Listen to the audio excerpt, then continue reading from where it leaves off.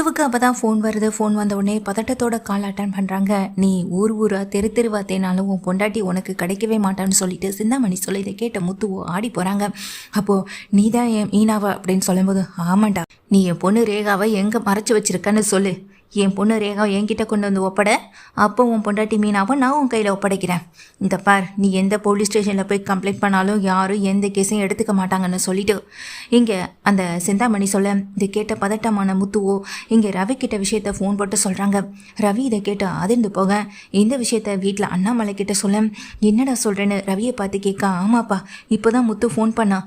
அண்ணியை அந்த சிந்தாமணி தான் கடத்தி வச்சிருக்கதா இப்போ தான் முத்து சொன்னான். அந்த ரேகாவை கொண்டு வந்து ஒப்படைச்சாதான் இந்த மீனா அண்ணியை ஒப்படைப்பண்ணு அவங்க சொல்கிறதா எங்கள் முத்து சொல்லிட்டு இருக்கான்ப்பா. போலீஸ் ஸ்டேஷனில் கம்ப்ளைண்ட் கொடுக்கலாம், கிளம்புடான்னு சொல்லிட்டு இங்கே அண்ணாமலை கிளம்பும்போது இதை பார்த்துட்டு விஜயாவோ அதிர்ச்சியோடு நின்றுட்டு இருக்காங்க.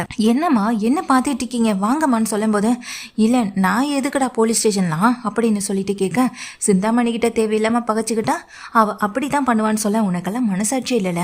உன் பிள்ளை மனோஜ் இங்கே ஜெயிலில் போயிருந்தப்போ அதுக்காக அங்கேயும் ஓடுனது முத்துவ மீனாவும் தான். ஆனால் அப்படிப்பட்ட ஒரு மீனாவுக்காக நீ வரமாட்டேன்னு சொல்லி நெஞ்செழுத்தத்தோடு நிற்கிறல்ல, இரு அப்படின்னு சொல்லிட்டு அங்கேருந்து விஜயாவை பார்த்து திட்டிட்டு அண்ணாமலையும் கோவமாகவே இங்கே கிளம்புறாங்க. கூடவே எங்கள் மனோஜ், என்னம்மா இது, நான் தான் அப்போவே சொன்னல அந்த சிந்தாமணிக்கிட்ட பகச்சிக்கிட்டா என்ன வேணாலும் அந்த சிந்தாமணி செய்வானு, ஆனால் அப்போ கேட்காம இப்போ பார் அப்படின்னு மனோஜ் சொல்லிட்டு இருக்காங்க. இங்கேருந்து அண்ணாமலை ரவின்னு 2 பேருமே முத்துவை பார்க்க கிளம்பி போகிறாங்க. ஸ்டேஷனுக்கு வாசலில் நிற்கிறாங்க. போலீஸ் ஸ்டேஷனில் கம்ப்ளைண்ட் எழுதி கொடுத்தியா முத்துன்னு அண்ணாமலை கேட்க, அதெல்லாம் நான் எல்லாமே கொடுத்துட்டப்பா, ஆனால் எந்த ஆக்ஷனும் எடுக்க மாட்டாங்க, இன்னும் கேஸ் எடுத்து நடத்த மாட்டாங்கப்பா. ஏகப்பட்ட கேஸ் இருக்குது, நாங்கள் அதையே பார்க்கணும். உன்னுடைய பொண்டாட்டியை தேடுறது இப்போதைக்கு எங்களுக்கு வேலை கிடையாது. என்ன ஒரு அரை மணி நேரமோ 1 மணி நேரமோ காணும்னா அதுக்குள்ளே வந்துட்டு நீ கம்ப்ளைண்ட் கொடுத்துருவியான்னு என்னையவே கேள்வி கேட்குறாங்க. போலீஸ் ஸ்டேஷன் ஆச்சுன்னு நான் பொறுமையாக போயிட்டுருக்கேன். மீனாவுக்கு மட்டும் ஏதாவது ஒன்று ஆச்சு அந்த சிந்தாமணியை நான் சும்மா விட மாட்டேன்னு முத்து ஆக்ரோஷத்தில் கத்த. முத்து கொஞ்சம் அமைதியாக இருடானா அண்ணாமலையும் சொல்லிட்டு இருக்காங்க. ஆனால் முத்துவு தான் ரொம்ப மனக்கவலையோடு இருக்காங்க. கண்ணெல்லாம் கலங்கவும் செய்து கூடவே ரவியோ ஸ்ருதியும் இங்கே முத்துவுக்கு ஆறுதல் சொல்ல, ஸ்வேதாவும் அந்த இன்கம் டேக்ஸ் ஆஃபீஸர் அவங்க 2 பேருமே வந்துடுறாங்க. முத்து அண்ணா என்னாச்சு, மீனா எங்கே இருக்காங்கன்னு இன்னும் தெரியலன்னு சொல்லி கேட்க, நான் வேணா போலீஸ்கிட்ட போய் பேசட்டுமான்னு சொல்ல, அவங்க என்ன சொன்னாலும் அந்த கேஸ் எடுத்து நடத்த போகிறதில்ல. ஏன்னா மீனாவை கடத்தினதே சிந்தாமணி தானே அவங்களுக்கும் தெரியும்.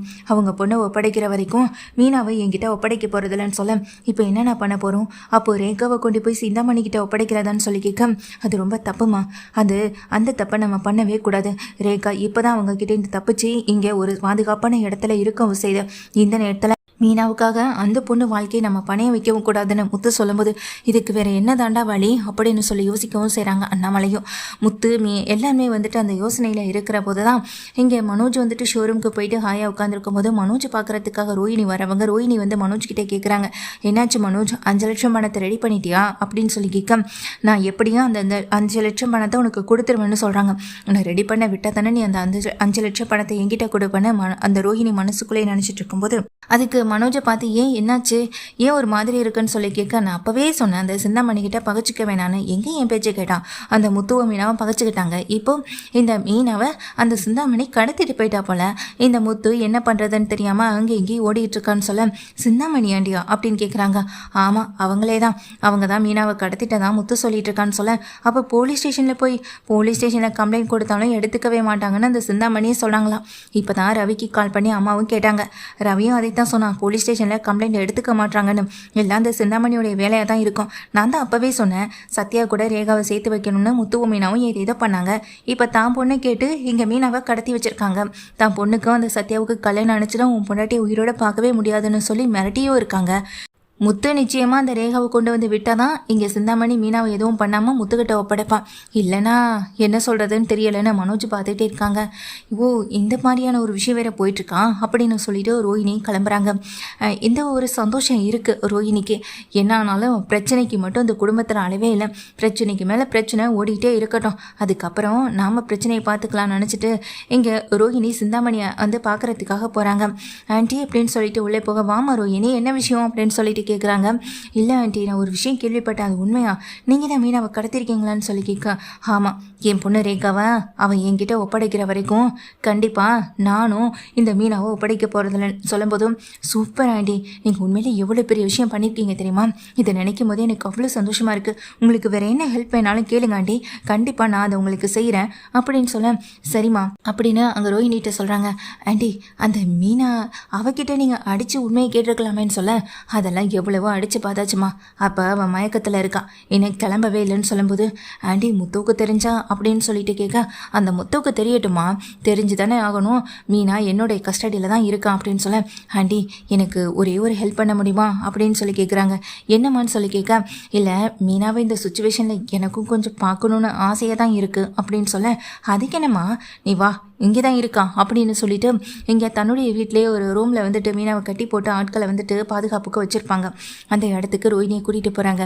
பாரு அப்படின்னு சொல்லும்போது, மீனா ஆறு மயக்கத்தில் இருக்காங்க. சுற்றி நின்று எங்கள் சிந்தாமணி சரிக்க, இவன் மட்டும் உண்மையை ஒத்துக்கலை, இல்லை இவன் மட்டும் என் ரேகாவை கொண்டு வந்து இவன் புருஷன் ஒப்படைக்கலைன்னா இவன் இப்படியே கடந்து சாக வேண்டியதான். சோறு தண்ணி இல்லாமல் இவளை இப்படியே போட்டு நான் கொலை பண்ணிட்டு ஜெயிலுக்கு போகக்கூட தயங்க மாட்டேன். அப்போ தெரியும் எதுக்குடா இந்த சிந்தாமணிக்கிட்ட அந்த முத்து பகைச்சிக்கிட்டோன்னு, அப்போ தான் அந்த முத்து நினைக்கவும் செய்வான்னு சொல்லி சிந்தாமணி சொல்லவும் செய்கிறாங்க.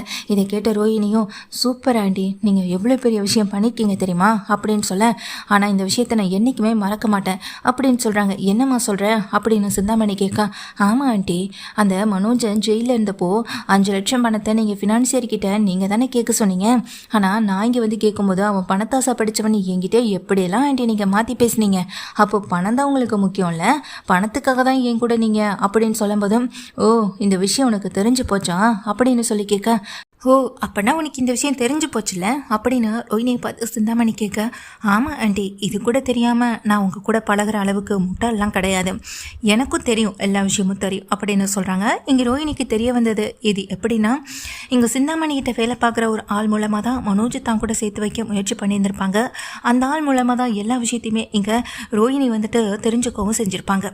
அப்படி தான் ரோஹினிக்கு உண்மை தெரிய வந்து இப்போ சிந்தாமணியை வாங்கணுன்ற ஒரு நோக்கத்தோடு வந்திருப்பாங்க. அப்போ சிந்தாமணியை பார்த்து ரோஹினி சொல்கிறாங்க, அப்போ அந்த வீட்டை அடையணுன்றதுக்காக தான் என் கூட நீங்கள் பழக்க வழக்கத்தை ஏற்படுத்தியிருக்கீங்க, எனக்கு உதவி செய்கிற மாதிரி நீங்கள் நடிக்கவும் செஞ்சுருக்கீங்க. உதவி செய்கிற மாதிரி ஒரு பக்கம் நடித்தாலும் இன்னொரு பக்கம் கஷ்டத்தை தான் கொடுத்துருக்கீங்க. உங்களுடைய பணத்தை ஆசையை நீங்கள் நிறைவேற்றிக்கிறதுக்கு ஏன் மூலமாக நீங்கள் பணத்தை வாங்கவும் செஞ்சுருக்கீங்க.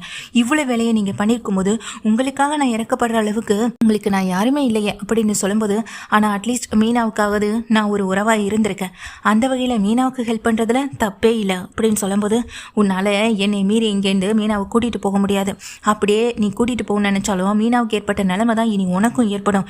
அப்போ தான் சிந்தாமணி பிடிங்கடாவல அப்படின்னு சொல்லும்போது, அப்போ தான் முத்து, ரவி, அந்த இன்கம் டேக்ஸ் ஆஃபீஸர்னு 3 பேருமே அந்த ஸ்பாட்டுக்கு வரேன். ஏன்னா இதுக்கு முன்னாடி முத்துக்கிட்டையும் ரவிக்கிட்டையும் போய் பார்த்து பேசியிருக்கவும் செய்வாங்க. ஆனால் பார்லரமாக இந்த விஷயத்தில் நமக்கு ஹெல்ப் பண்ணுறேன்னு சொல்கிறதே பெரிய விஷயந்தான், ஆனால் உண்மையிலே ஹெல்ப் பண்ணுமான்ற ஒரு சந்தேகம் முத்துவுக்கு இருந்திருக்கு. ஆனால் கடைசி நிமிஷத்தில் இங்கே பார்லரமாக சரியான உதவியை தனக்கு செஞ்சதை நினச்சி சந்தோஷப்படுறாங்க முத்துவும். அதே நேரத்தில் மீனாவை காப்பாற்றுறாங்க அந்த இடத்துலேருந்து. நீ நினச்சா கூட நீ என்ன விஷயம் நடக்கக்கூடாதுன்னு இவ்வளோ தூரம் போராடினியோ அது நடந்துருச்சு. சத்யாவுக்கும் ரேகாவுக்கும் கல்யாணமே முடிச்சிருச்சு.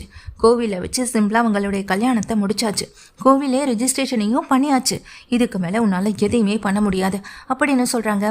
அது மட்டும் இல்லை, போலீஸ் ஸ்டேஷனில் கம்ப்ளைண்ட் எடுக்காமல் விட்டாங்களே, இப்போ அந்த போலீஸ்க்கும் சேர்த்து ஆக்ஷன் எடுத்தாச்சு. நீ பொண்டாட்டியை கடத்தினதுக்கும் போலீஸ்காரங்களே மிரட்டி நீ பணத்தை கொடுத்து அவங்கள விலைக்கு வாங்கினதுக்கும் உனக்கு இப்போ இங்கே அரெஸ்ட் வாரண்டு வரப்போகுது அப்படின்னு சொல்கிறாங்க. ஏன்னா இதெல்லாம் மூவ் பண்ணினதே இப்போ இங்கிலீஷ் கிளாஸ்க்கு வந்த முத்தோடைய ஃப்ரெண்டான அந்த இன்கம் டேக்ஸ் ஆஃபீஸர் தான். இவங்க மூலமாக தான் இப்போ இவ்வளோ பெரிய பிரச்சனையும் முடிஞ்சிருக்கு. அது மட்டும் இல்லாமல் வெளியே வந்த மீனாவை பார்த்துட்டு, வா மீனா ஹாஸ்பிட்டல் போகலான்னு முத்து அவசரமாக ஹாஸ்பிட்டல் கூட்டிகிட்டு கிளம்பும் போது அங்கே நின்றுக்கிட்டு இருக்க அந்த ரோஹினியை பார்த்து, நீ எவ்வளவோ கெடுதல் பண்ணியிருக்க, வாழ்க்கையிலே நீ செஞ்ச ஒரே நல்லதுன்னா இன்னைக்கு நீ மீனாவை காப்பாற்றினது மட்டும்தான் சொல்லும்போது, முத்து நான் அந்த அளவுக்கு மோசமானவெல்லாம் கிடையாது, எனக்கு என் லைஃப் வேணும், என்னுடைய லைஃப்காக நான் என்ன வேணாலும் செய்வேன், ஆனால் அதே நேரத்தில் இன்னொருத்தவங்களுடைய உயிர் போகிற அளவுக்கு நான் மோசமாக நடந்துக்கவும் மாட்டேன் அப்படின்னு ரோஹினி சொல்ல, முத்துவு மீனா இவங்க 2 பேரும் இங்கே ரோஹினி பேசினதை கேட்டுட்டு அங்கே இந்த ஹாஸ்பிட்டலுக்கும் கிளம்புறாங்க. அதே நேரத்தில் இங்கே நின்றுகிட்டு இருக்க அந்த சிந்தாமணி ஆட்கள்னா அவங்க எல்லாருமே போலீஸ் கைது பண்ணவும் செய்கிறாங்க. பாட்டிக்கு ஆல்ரெடி தகவல் தெரிவித்ததுனால கோவிலில் வச்சு சிம்பிளாக இந்த மேரேஜை முடிக்கவும் செஞ்சிடறாங்க. கோவிலில் நடந்தாலே அந்த மேரேஜை ரிஜிஸ்ட்ரேஷன் பண்ணிடுவாங்க. அந்த ரிஜிஸ்ட்ரேஷனுக்கான ஏற்பாடு எல்லாமே நடக்கவும் செய்யுது. ஸோ இப்போ மீனாவை கடத்தினதுனால ஒரு வேளை இங்கே சீக்கிரமாக முடிஞ்சிருச்சு. அதே நேரத்தில் சிந்தாமணியும் ஜெயிலுக்கு போயிடுறாங்க. ரோஹிணியோடைய ஒரு நல்ல ஒரு குணம், சின்னோண்டு குணம், அதை தெரிஞ்சுக்கவும் செய்கிறாங்க எங்கள் முத்து மீனான்னு 2 பேருமே.